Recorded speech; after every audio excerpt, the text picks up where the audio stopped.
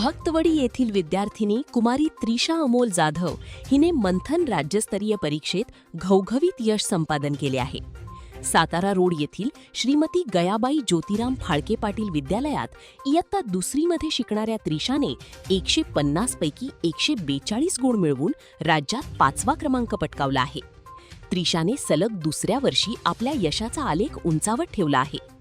गेल्या वर्षी इयत्ता पहिलीत असताना तिने ITPS म्हणजे इंडियन टॅलेंट सर्च परीक्षेतही राज्यात 5वा क्रमांक मिळवला होता.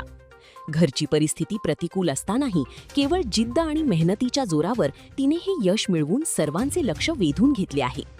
त्रिशाला या यशासाठी तिचे आई-वडील, वर्गशिक्षिका सविता कांबळे, मुख्याध्यापक शरद कडाव तसेच शिक्षक अरुण फाळके, वैशाली धुमाळ, विद्या आहिरेकर, महेश नलावडे, मीनाक्षी फाळके यांचे मोलाचे मार्गदर्शन लाभले.